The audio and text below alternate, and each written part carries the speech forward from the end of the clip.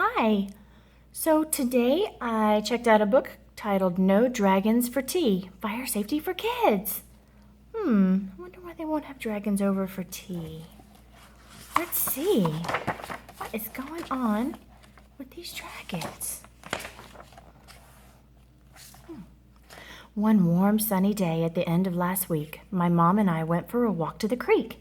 As I raced down the hill in my little red wagon, I veered to the left and smacked into a dragon. I suppose he could see there was fear in my eyes as I jumped to my feet, quite filled with surprise. He sheepishly grinned and stepped out of the way, but he seemed so polite that I asked him to play. He had a cute bear and some other toys, too. With my shovel and pail, we'd have oodles to do. We ran to the creek and then on to the bay, where we played on the beach for the rest of the day.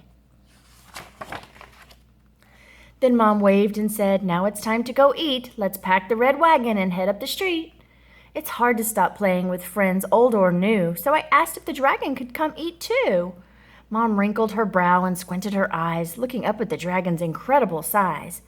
I begged and I pleaded, then said, very sweet, "We won't make a mess. We'll be tidy and neat." So at last she said, "Yes, just this once I'll agree. You may have the dragon come over for tea." We had carrots and apples, thick slices of ham with fresh homemade biscuits and strawberry jam, cold glasses of milk, and great big dill pickle, but the pepper we sprinkled sure made my nose tickle. Then the dragon's nose twitched, and he started to wheeze. His eyes misted up, and he blew a great sneeze. Uh-oh. Achoo! Well, we all know what happens when dragons achoo. Flames shot out from his mouth and from both nostrils, too. Our tablecloth sparked and then burst into flame, and the curtains that hung right beside did the same. The smoke alarm rang, beep, beep, beep. What a loud, piercing sound. It meant get out fast, so I dropped to the ground. The room filled with smoke as I crawled on the floor and started to make my way to the front door. The dragon got scared and decided to hide, but I knew when there's fire, we must get outside. I grabbed his thick tail, and with one mighty tug, I pulled that big dragon from under the rug.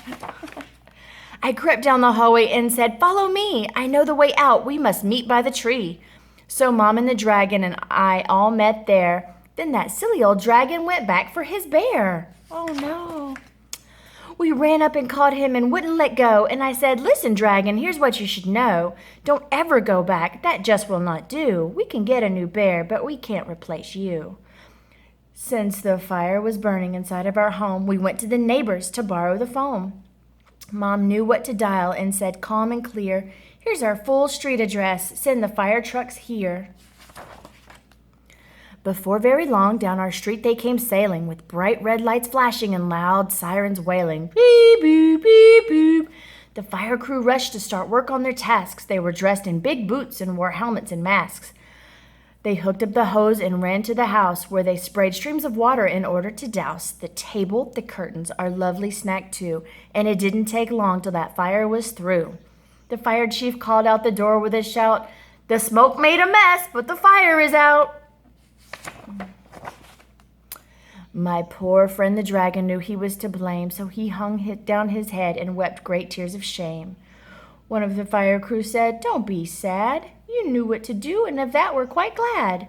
You all got out safely. That's really what matters."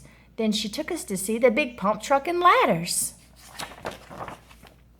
The dragon put on a shiny red hat, and I asked to see where the fire crew sat. She showed us the siren, the hoses and lights, and the ladders they climb up to reach higher heights. The rest of the fire crew checked all the rooms, while a fan in the door blew out gray smoke and fumes. Then the dragon and we sat down for a while. I reached up and hugged him, and he gave me a smile. The next time the dragon and I want to play, we'll pack up a picnic and go to the bay. We are friends, tried and true, the best we can be, but I'll never again invite dragons for tea. Aw. He hugged. Oh, and she found his bear. Now this is pretty neat. This is called the Dragon's Fire Safety Rhyme. It's good advice if something ever catches fire and you don't know what to do. It says, when the smoke alarm sounds, here's what you should do. Leave your toys all behind, 'cause there's only one you. Get down and stay low, crawling under the smoke, because breathing those fumes in might make you choke. If your clothes catch on fire, don't run about. Stop, drop, and roll till the flames are all out. Don't open a door if the handle feels hot. Find another way out to your planned meeting spot. Even when scared, you must never hide. And once you are out, don't go back inside. Good advice. Great book. The end.